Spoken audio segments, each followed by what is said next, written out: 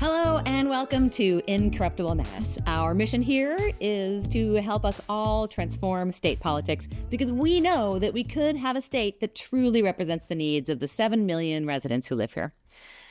Today, we are talking about housing. We have an amazing guest with us. We're going to be talking about how we got to the place we are. We're going to be talking a little bit about Jane Jacobs and some housing theory. We will talk about why housing is important and the work that we need to do specifically here in Massachusetts.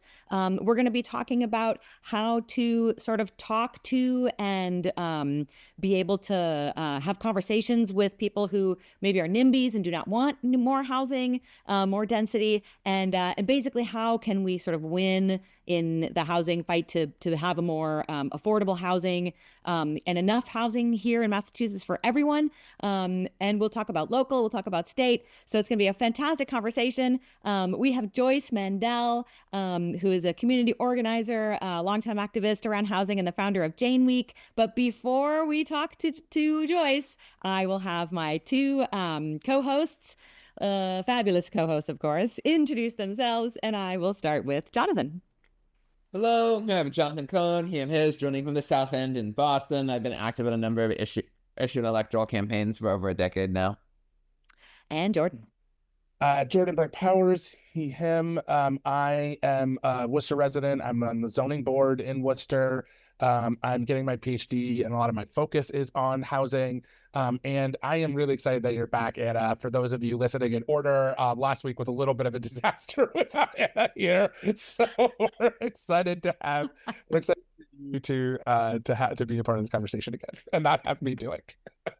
Thank you. I always love to be here with you guys. I am Anna Callahan, she, her, coming at you from Medford, where I am a city councilor. And we, got voted in, many of my fellow city councilors and I got voted in on a very housing strong and pro-housing mandate. That's what we ran on. And we have been, trying to implement that into our zoning. And so I'll be very interested in this discussion so I can really learn from our lovely expert. And on that note, I would love to introduce or have Joyce Mandell introduce herself if you want to tell us a little bit about who you are, your work in housing, and just let us know what we're talking about before we talk about it. Great. So I have been a community organizer for over 30 years, started organizing around a nuclear freeze. Now I'm really dating myself, and have morphed into other issues that are important. And I actually the Jane Week was not really an organizing project, but it morphed into it because I often have that hat. I was just really wanting to honor the 100th birthday of this amazing Jane Jacobs, who maybe we'll talk about later. And then my last sort of organizing stint was working in a lot of communities all around Massachusetts to pass zoning reform in compliance with the MBTA communities law that passed here in 2021. And I'm happy to talk about that as well. I was working with a pro-housing statewide group called Abundant Housing Massachusetts, and love that work. And so have a lot to talk about with housing and the challenge of changing housing policy on the ground. I would love to ask sort of a broad question up front, which is, what do you see as the issue in housing that you want to have the most effect on? So what do you want to talk about today? What do you want people to do? Like, what is your work in housing trying to get to? And it sounds like zoning for more housing, but you tell me in your own words. So housing is only one thing that I'm interested in. So I like the idea of organizing around great neighborhoods. What does it mean to be in a great neighborhood? In a neighborhood where you can walk to everywhere you want to go to. There's lots of people around, and that's what drew me to the work of Jane Jacobs, because she talked about what makes a great place. So it's all about housing, but it's more than that. So when I did a lot of organizing in Worcester before I was organizing specifically around housing, I talk about, what makes a great neighborhood. And so you're bringing together people who are interested in environmental issues, people who are interested in preserving open space. So we have housing that's more dense, and we can have more open space in our community.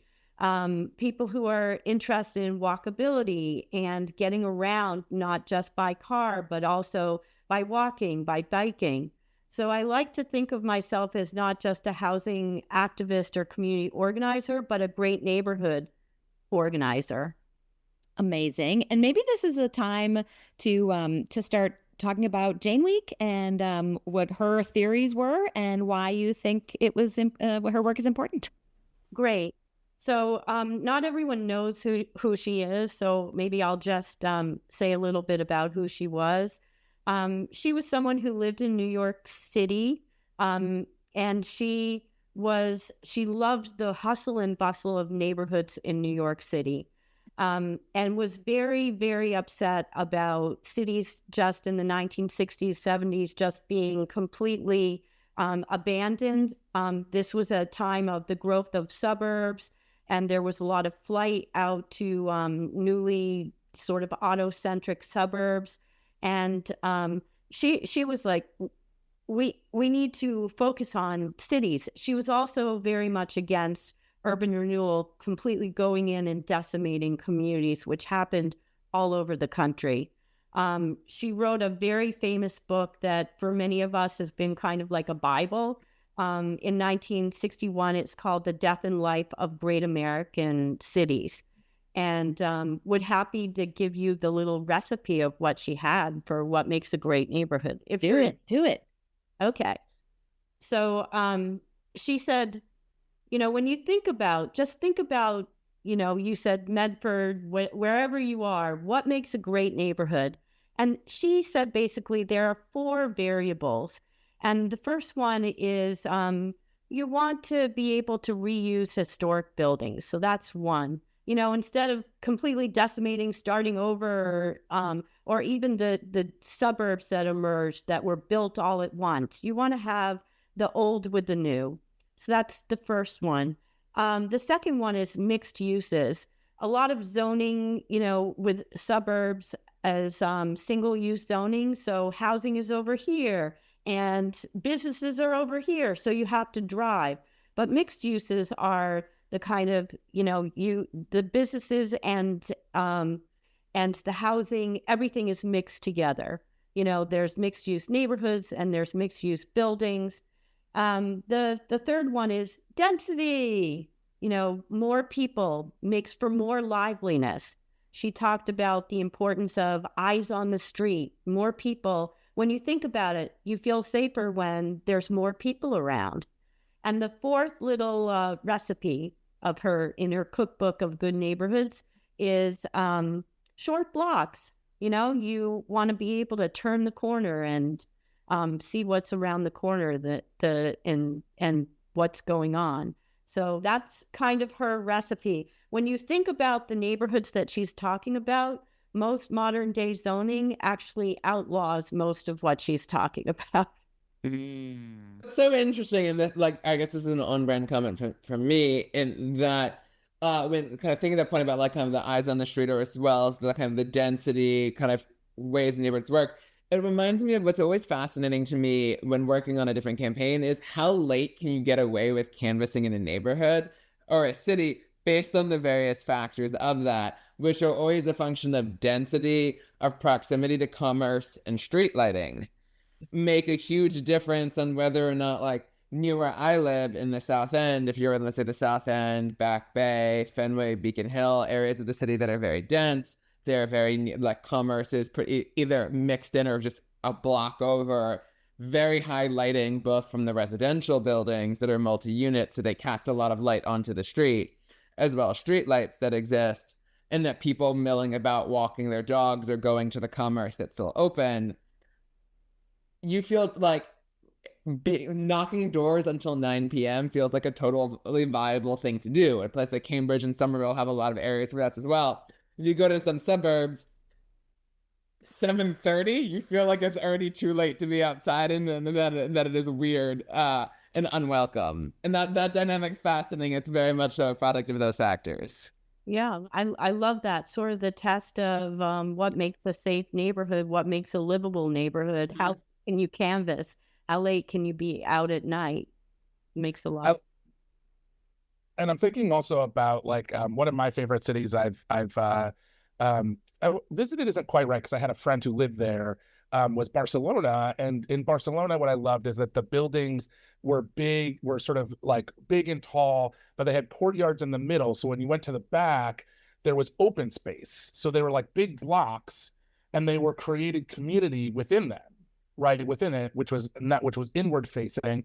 And then outward facing, the bottoms almost always had some sort of business or restaurant or food. So like, outward facing to the street, right, is commerce, is like a way to walk around. And there's lots of people and out, and the sidewalks were wide. So you would have like people, like the restaurants had like the ability to sit sort of into the street a little. And sort of that sort of model of like courtyards and community and outward and lots of people, I think was something I really enjoyed and liked a lot. And like, at a certain time of the day, like people literally just went down into the courtyard and just like ate together and like hung out and maybe brought food from the restaurant into the courtyard. And like, it was just a lovely, different way to think about it, as opposed to like, there's just concrete, or maybe there's some trees and some green space over there someplace, and you're not really walkable and you're not really together. And like, my neighborhood, I love my neighbors, and like we make a point to see each other, but it's not actually easy, right? Like we have to go out of our way to communicate, to commune with each other. The street isn't sort of our residences aren't, they don't self-encourage that. Except that our backyards, like when we're out, we're all in the backyard of our little like little 3-acre yards. Like then we can all see each other, so we all talk to each other, right? But otherwise, it's sort of not guaranteed. So thinking about some of those principles and like what makes it great, right? Like it's all those things. It's that I know my neighbors; they're really lovely, but there's a bunch of us. I love all the diversity. I love all the people. What you did. Oh, I'm sorry. No, go ahead, Joyce. I love what you said, because design really has an impact on how you relate to other people. And when you were talking, I was thinking about, I always like the next place where I live, I would love to have a front porch. That whole idea of being on the front porch. And there's this festival, Porch Fest, people come in, they sing on the porch, and I think about how then, designs of houses had changed, and now mostly people treasure the backyard patio. And what does that mean for community when you're in your private space, and what happened to the front porch and the front stoop? So it's interesting to think how just little pieces of design can impact how you connect with other people. Yeah. So I want to turn us to the housing crisis in Massachusetts and the fact that housing is ridiculously expensive, and we have priced some people like completely out of having any housing, and combine it with the zoning, and with these theories of a wonderful neighborhood. And if you can talk a little bit about how these two things sort of play out today in housing policy, what you see as issues in local zoning, and maybe state policy interacting with that. Sure. And thank you for bringing up about the housing crisis. You ask anyone, and as a community organizer, I always ask people about their housing story, and you'll always be able to hear something, and we can maybe delve into that more. It makes it more personal when you can bring the stories to it. But as some people may know, that Massachusetts needs over 200,000 new homes just to have, enough homes for the people who want to live here by the next decade, which makes it very hard when we're not building enough homes. And the impact of that, when we don't have enough supply, is that we see prices rising. We hear about, people outbidding each other to get apartments and rent an apartment. or not being able to find a house, having to move other places, having to move out of the state. So the housing crisis is real, and it makes sense that we've had to address it policy wise, not only in on the statewide level, but also in our local towns and communities. Would it be helpful to talk about specific policies that are helping to address this crisis? I think we could touch on some of those. I'm really interested in hearing from you. Maybe we touch on those, and then I'd love to hear from you some of your community organizing in different places around, the goals that we have. Sure. So I was a community organizer for a pro-housing statewide organization called Abundant Housing Massachusetts. Anyone who's interested in sort of local organizing around housing policy and also statewide should think about connecting up with Abundant Housing. And my role was really to work on organizing advocates in local towns and communities that had to rezone in compliance with the 2021 MBTA Communities Law. This is one way to address the housing crisis. We need to rezone to allow for those great neighborhoods near transportation. So, can you what? Can you explain rezone? Okay. I was about to say, can you explain what the MBTA Communities Law was? You know what? I was so involved in it. I sort of make assumptions. So thank you. No worries. I think a lot of people listening do, but it's always like, okay, what is the thing that I think back to when I was like various terms of art that I would hear everybody using when I first started getting involved in things, and I'm like, what does that actually mean? Thank you. You know what? Thank you. When you're so immersed in something and you know it, it's just okay. So the MBTA Communities Law passed under former Governor Baker in 2021, and it was a way to address the housing crisis by requiring communities on or near the T. There are 177 communities. They should carve out a district that would allow for multifamily housing by right. So now, in many communities, you wanted to build a new house. You'd have to go through. It wasn't by right; it was by special permit. So this would allow just a small district that would increase the density, and not by a lot. It wasn't, like huge apartment buildings, but it was. It's just a small amount of density increase. It really wasn't that much. So that law passed in 2021, and communities needed to come up with their own zoning plans that would be in compliance. And my role was to go in communities and work with advocates that were supportive of more housing to pass this zoning. Was that a sufficient? Great. That's wonderful. And I would love to hear about so what are your favorite success stories from that experience? And wait. Can we say what zoning is though? I can jump in and say a little bit of zoning is because we've been doing zoning for a year and a half now in Medford. And so zoning is basically hey, this area of the city can only have single family houses. This area of the city can have 2 family houses or single family. This area of the city can have apartments. This area of the city can have commercial, right? So it just is a way of saying where you're allowed, what you're allowed to build in each area of the city. And it's surprisingly restrictive. And I have to say, I'm always surprised that the people who are horrified that you would put any restrictions on their ability to cut down trees or, do whatever they want to on their own property are the same people who definitely want the most restrictions on what anyone else can build on their property in terms of zoning. It's fascinating to me. They want absolutely no free market in terms of zoning. They don't want the zoning to change, but they do want to make sure that they can do anything they want on their own property except for like build more housing. Yeah. I think that's a great explanation, Anna, of what zoning is. It's, in a nutshell, what your town, what your community allows to be built where.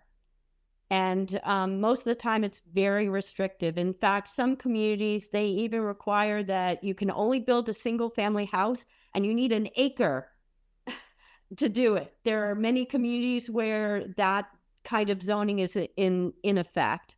Yeah. So a lot of the kinds of communities that we love, Jordan was talking about Barcelona. A lot of times we go to other places to get these really great, dense, and exciting communities, Jane Jacobs type of communities. You can't necessarily do that. Jordan and I are from Worcester. Half of the triple deckers, if they, if they're no longer there, you couldn't rebuild them because of zoning, So the kinds of communities that we love to go to, we're not necessarily able to build them now. So that MBTA communities law was a little bit of a taste to try to change that and make it so that you could have more flexibility in having more housing. Yeah, I've said this on the podcast, but Somerville's the only place you can legally build a 3-decker in Massachusetts. You can't, like, zoning is the ways in which you cut property in such a way that you make it so only certain types of things can be built, and you couldn't build one. Yeah. Yep. I would love, go ahead. Would it be helpful to tell you some examples of some successes and maybe? Yes, I was just going to ask if you want to talk about your organizing and different cities. Cambridge as of this year. Okay. Also allows 3-decker. Yeah. And it's like people think like, oh, they're not allowed to build because it's high, but it's not actually that. It's like the reason you can in Worcester is because 3-deckers are often too close to the street. So it's like, how far back is it supposed to be? How much space do you need on either side? How much space do you need behind you? Those are questions that sometimes we do need. Like, I'm not saying we don't need any regulations, but we regulate them in such a way. And if you look about the history of those regulations in Massachusetts, they were explicitly created to outlaw 3-deckers, which were seen as being poor, Irish, Italian. One of my favorite quotes I quoted in a paper about zoning laws that got changed to stop 3-deckers was, "It's a place where you lose your husband to." Was one of the legislators trying to outlaw them. So like that perception of like who are the people, but the ways that they outlawed that, they didn't say no 3-deckers because they can't do that. They said like you need to set back a certain far. You need to have certain types of things, and those things limit your ability to build something like a 3-decker on purpose. Sorry to cut that off. No, this is great. Yeah. Tell us about some success. Yeah, let me give you an example.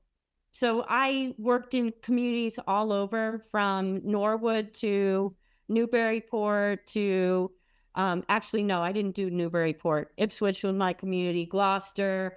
So I've been all over the state working, and each community is different. I would love to give you the example of Southborough. Southborough is a town in central Mass. They have town meeting, which is its own animal. It's really interesting. I was able to bring together a group of about 5 people, and they did this all on their own. We went out to the transfer station, which is also known as the dump, because that's where everyone in Southborough goes. And we tabled at the transfer station. We text banked people. We reminded them of town meeting. We set up a frequently asked questions. We educated people, or I should say they educated people. They linked up and went to the Democrats and went to different groups, the different teacher groups and environmental groups, and they got support from that. I remember that we text banked maybe 2 or 3 days before town meeting. And I think they have never, I don't want to say never. It was a huge turnout. It was so controversial. And I don't want to get this wrong, but I think we won by maybe 5 votes. I mean, it was incredible. It was less than 10 votes.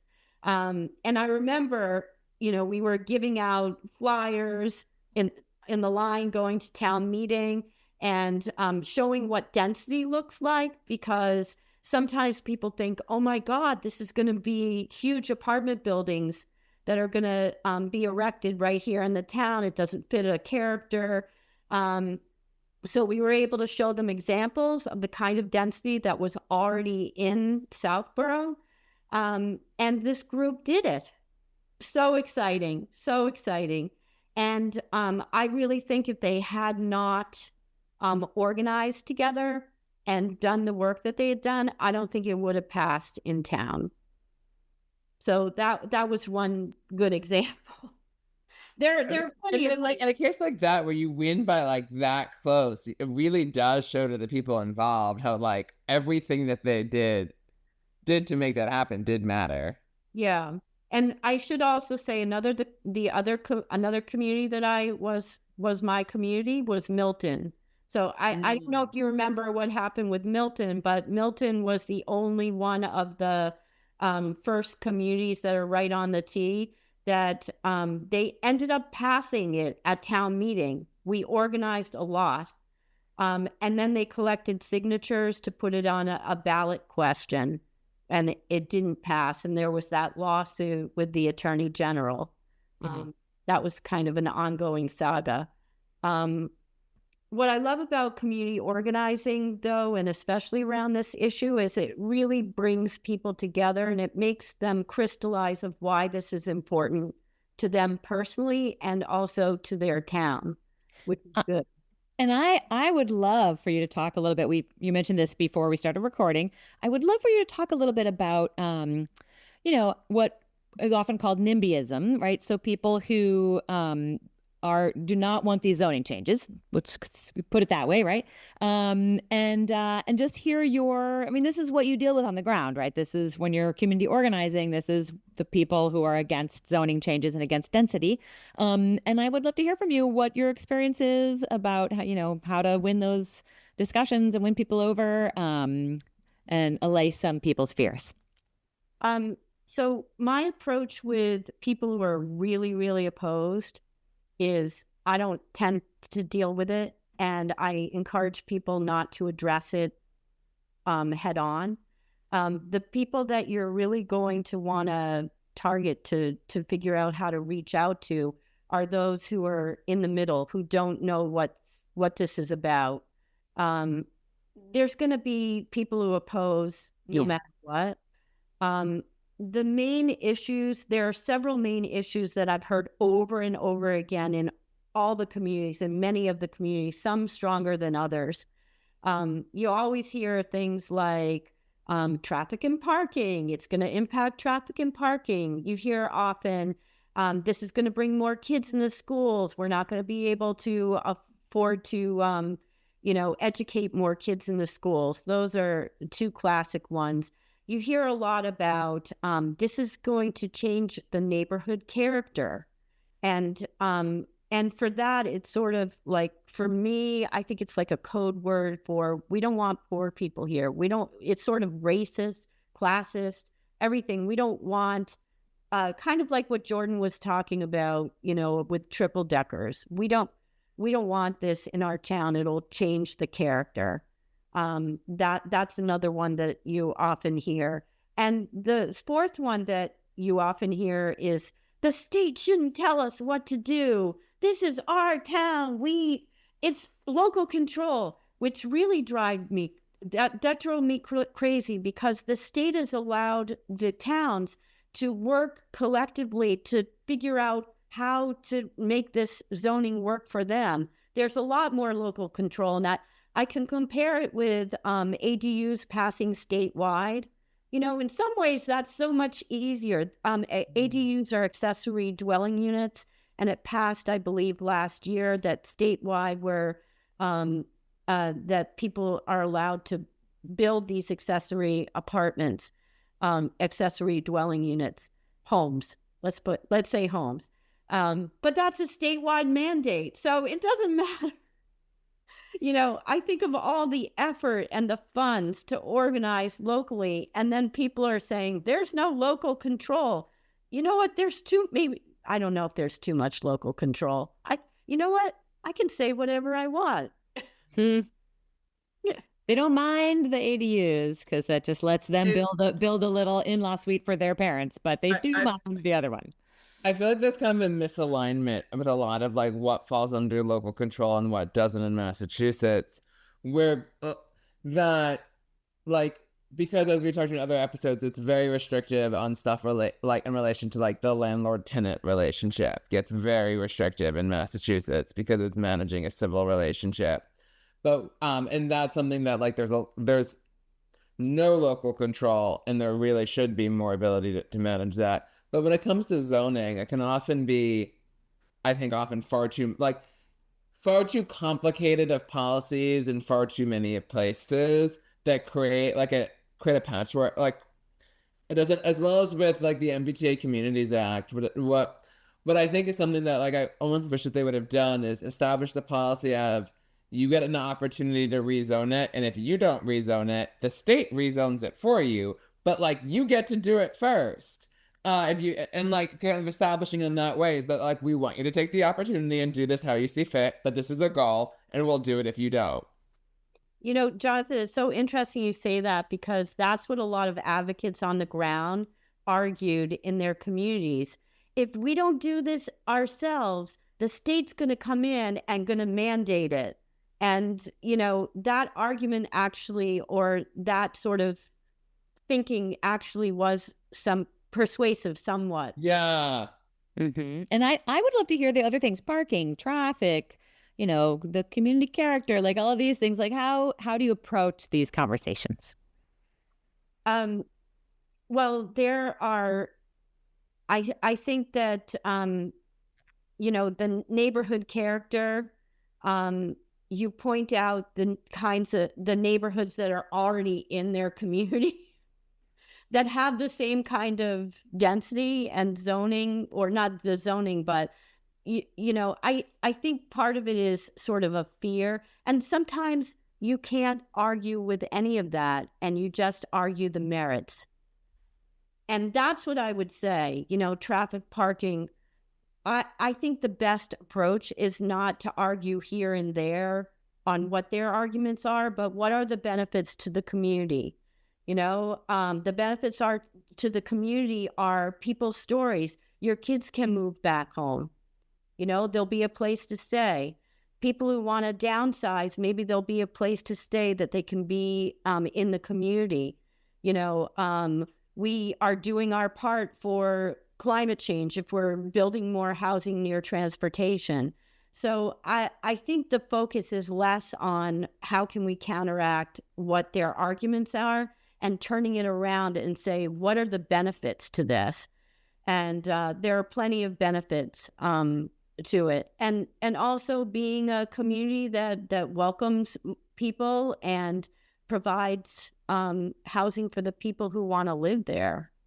And I think the one thing, that which you really, like, from being involved in certain like local races, that you definitely do hear in a number of the suburbs is people realizing that like their children can never move back to that town because of how bad the housing prices have gotten. And that's something that definitely resonates for people who like to view the place as somewhere where like whether it's their kids or somebody else's kids can move into and start a family, and realizing if nothing changes, that's just not happening. Yeah, and I think that sort of to wrap up this whole point is the importance of stories. When people in the community say exactly what you're saying, Jonathan, that my kid can't move back here, wants to move back here, or there was one advocate I was working who was a renter who ended up buying a car because if her rent went higher, she knew she could live in her car. So these are stories that impact people, um, and yeah, and another person that wants to downsize but can't afford to. There's no options. So my whole thing is the importance of stories, and that helps to change. I mean, you can say Massachusetts needs 200,000 new homes, but what does that mean? How does that impact you? How does that impact you? You know, what does it mean for you? And I think that that's the importance of organizing around housing or organizing around anything is really starting with the stories and building community. Jordan? I want to say the importance of that also, just like, a lot of the opposition is fear. As a zoning person, the thing I hear the most is, I understand we need more zoning, but More and then housing. it'll immediately be, I'm sorry, I need more housing, but, and then it'll immediately be why we shouldn't have housing. People always like theoretically want more housing. And I think both getting stories about the problem, but also like, if you think about how we started this conversation, which is, imagine, not everybody wants to live in a city. Some people don't, but if you do live in a city, imagine being able to walk to a place where you can eat with neighbors, people you know, because they're not getting displaced every 6 months or a year, people who are able to, who your kids get to know a little bit better. Maybe they play with because they feel safer because we've oriented it in such a way where they're not worried about cars barreling down the street. And you get to walk around and you get to eat great food, and the businesses can stay because they also have some stability because they're not getting priced out from all the rising prices all the time, because small businesses are all renters. And so think about those communities where you're walking around, there's you're still get the feel of the city, the great food, the great spices from all the great places. I love when I'm going into my park and you can play dominoes in about 5 or 6 different languages at any one time. That's the texture of a city that I love. And like, we should tell those stories as well. Like we can remind people to not be so scared. Like it's gonna be okay. There was a housing thing that went in, and I told somebody afterwards who was worried about it, and I said, 5 years from now, you won't even remember there was a fight. Like, it will be okay. Like, it's just not going to affect it the way all the fears you have. No. I'm not saying that the person who gets into this place you're gonna love that person, but like, it's gonna be fine. This is gonna be a person.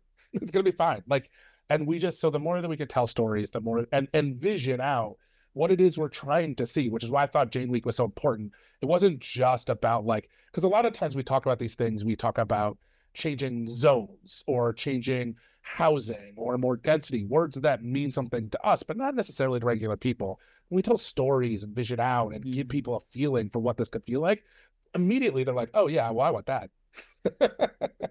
And I wanna just note that we're coming up on time. And if people want to make their final comments, my final comment is,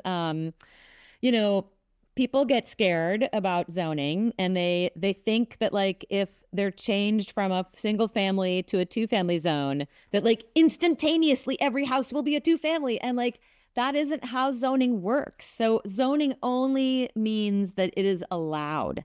And so what happens is, realistically in city after city, over 10 years, 20 years, like this house, that house, they will be turned into a 2-family, like one on a block, two on, it happens slowly. It happens over time.